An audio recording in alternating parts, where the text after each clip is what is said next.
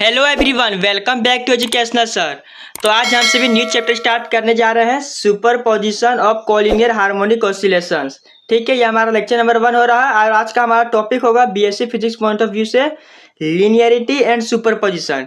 ठीक है, ये जो हमारा जो चैप्टर है वो 3 लेक्चर में हमारा कंप्लीट हो जाएगा। तो हमारा जो फर्स्ट लेक्चर होगा वो थोड़ा शॉर्ट होगा, यानी 10 से 15 मिनट का ये लेक्चर होने वाला लेक्चर 1, और बाकी 2 लेक्चर वो थोड़ा लॉन्ग होगा, 20 से 25 मिनट या फिर आधा घंटा का भी हो सकता है, क्योंकि हमें इसके बाद हमें 2 ही टॉपिक पढ़ना है इस लेक्चर में। ठीक है, इस चैप्टर में। तो चलिए बिना टाइम वेस्ट के वीडियो को स्टार्ट करते हैं। तो चैप्टर स्टार्ट करता है super position of collinear harmonic oscillation. ठीक है, तो linear and super linearity and super position हमारा टॉपिक है। टॉपिक हमारा यह रहा super position principle. Super position principle आखिर होता क्या है? तो the resultant of 2 or more harmonic displacements is simplify the vector or algebraic individually displacement. ठीक है, यानी हमारा जो the resultant of 2 or more harmonic displacement, यानी हार्मोनिक ऑसिलेशन आपको पता है क्या होगा।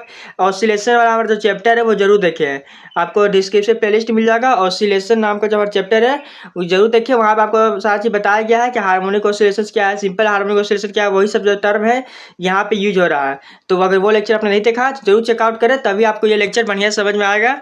ठीक है, तो यह पॉइंट है in harmonic oscillators it applies because of two linearity of their equation of motion। यानी हमारा जो इक्वेशन ऑफ मोशन है क्या है, बेसिकली आपको यहाँ रिजल्टेंट मतलब क्या होता है कि हमारे 2 क्या हार्मोनिक ऑसिलेशन का, मान लीजिए ये हमारा फर्स्ट है, ये हमारा सेकेंड है, तीन दोनों का एड होकर हमारा जो रिजल्टेंट होगा तो क्या होता है, जो छोटा वाला एम्पलीट्यूड है इसका छोटा एम्पलीट्यूड, दोनों क्या है, दोनों एम्पलीट्यूड एड होकर थोड़ा बड़ा एम्पलीट्यूड हो जाता है। ठीक है, तो वही बोल रहा है ये 1 है ये 2 है, दोनों को ऐड करें तो क्या होगा 1 और 2, तो दोनों ऐड करें 2 और 1 क्या हो जाएगा 3 हो जाएगा। उसी तरह यहाँ पे हमारा रिजल्टेंट हमारा 3 होगा, तो वही हमारा रिजल्टेंट ये रहा। तो वही हमारे क्या सुपर पोजिशन प्रिंसिपल, आप समझने का प्रयास कीजिए, बिल्कुल एड जैसा होता है, बिल्कुल एडिशन जैसा है। तो ये टॉपिक देखिए लिनियरिटी क्या है।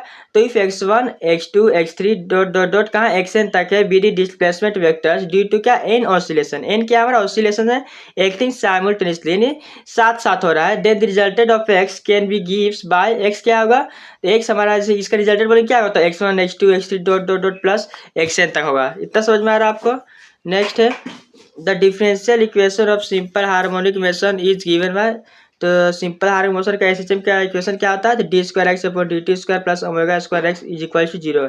ये कहाँ से आया, तो ये सब ऑसिलेशन वाले चैप्टर सारा चीज डिस्कस किया है। ठीक है, ये यही से वही का इक्वेशन है। Terms in this equation depends only on x, तो ये क्या है ओनली ऑन x पे हमारा डिपेंड है। No term here depends on higher power of x, higher power of x में नहीं, ओनली x पे। Such as equation is said to be linear, तो इस इक्वेशन हम क्या बोलेंगे, लीनियर इक्वेशन बोलेंगे। यानी जी कि x का पावर हमारा क्या है, x का पावर हमारा एक ही है, ना कि x²। तो इस क्या है हमारा लीनियर इक्वेशन ये रहा। ठीक है, और x यहाँ पे हमारा डिस्प्लेसमेंट है। Therefore, a linear differential equation is the one that contains terms that depends only on the first power of the variable and its derivative। समझ में आ गया, यानी फर्स्ट पावर लीनियरिटी मतलब क्या होता है, सिंपल फर्स्ट पावर, यानी x का पावर क्या 1 रहना चाहिए, चाहे वो डिफरेंशिएशन में हो चाहे वो एज इट इज हो। ठीक है, तो नेक्स्ट पॉइंट हमारा है and equation is said to be homogeneous. अब होमोजीनियस इक्वेशन क्या है, तो homogeneous if it contains no term independent of the variable x। ठीक है, यानी इंडिपेंडेंट हो क्या वेरिएबल x के। देखिए लीनियर होमोजीनियस इक्वेशन क्या है, तो यहाँ देखिए d2x/dt² प्लस ω²x। ठीक है, ये जो इक्वेशन हमारा क्या है लीनियर होमोजीनियस है। लेकिन यदि हमारे यहाँ प्लस ये कॉन्स्टेंट आ जाता है तो वो हमारा क्या होगा लीनियर है लेकिन नॉन होमोजीनियस इक्वेशन हो जाएगा। ठीक है, यानी क्या इंडिपेंडेंट होना चाहिए वेरिएबल x से।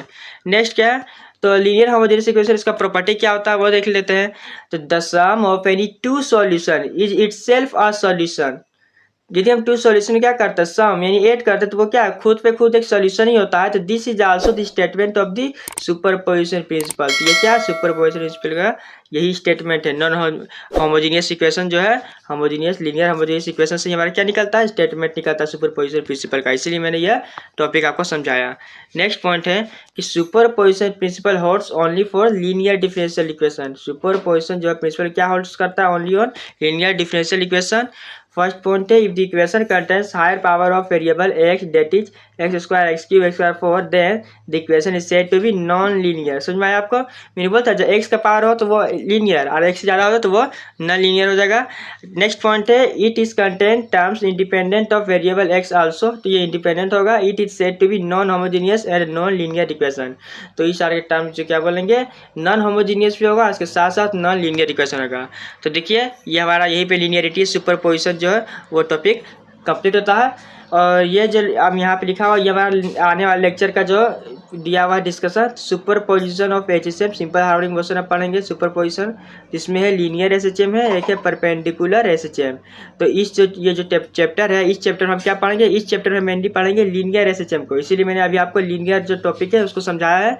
तो लीनियर एसएचएम यानी लीनियर सिंपल हार्मोनिक मोशन में क्या पढ़ेंगे, इसमें इसके दो पार्ट है। पहला विथ इक्वल फ्रीक्वेंसी, यानी जो ये फ्रीक्वेंसी होता है स्मॉल एफ से इसे निरूपित करते हैं, डिनोट करते हैं, और ये क्या न्यू से भी। तो ये जो फ्रीक्वेंसी होता है ये दोनों इक्वल जो है हमारा इक्वेशन होगा y1 बराबर साइन ओमेगा टी, फिर y2 बराबर साइन ओमेगा टी, इस तरह से इक्वेशन होगा। दोनों का फ्रीक्वेंसी भी सेम होगा, एंगुलर फ्रीक्वेंसी ओमेगा ये ओमेगा है, ये भी ओमेगा, दोनों क्या सेम है। तो इसे इक्वल फ्रीक्वेंसी है तो वो हमारा एक कैसा आएगा, एक दूसरा कैसा आएगा, डिफरेंट फ्रीक्वेंसी ओमेगा 1 और ओमेगा 2, जिससे हम बीट्स भी बोलते हैं। ये स्पेशल कैसे, इसे बीट्स भी बोलते हैं। तो बेसिकली इसका एप्लीकेशन भी बहुत है, इसको मैं समझाऊंगा। तो ये बेसिकली ये जो चैप्टर है simple harmonic motion collinear harmonic motion जो है superposition of collinear harmonic motion में हमें बेसिकली ये हमारा जो चैप्टर मेनली यही हमारा चैप्टर है। ये जो परपेंडिकुलर और जो एसएचएम है वो हमारा नेक्स्ट चैप्टर होगा, ठीक है। तो बेसिकली इस चैप्टर में हम डिस्कस करेंगे इक्वल फ्रीक्वेंसी और डिफरेंट फ्रीक्वेंसी को। तो नेक्स्ट क्लास हम डिस्कस करेंगे इक्वल फ्रीक्वेंसी, एग्जाम के लिए बहुत ही इंपॉर्टेंट है ये वाला भी और ये वाला, सबसे ज़्यादा ये डिफरेंट फ्रीक्वेंसी वाला एग्जाम के लिए बहुत इंपॉर्टेंट है।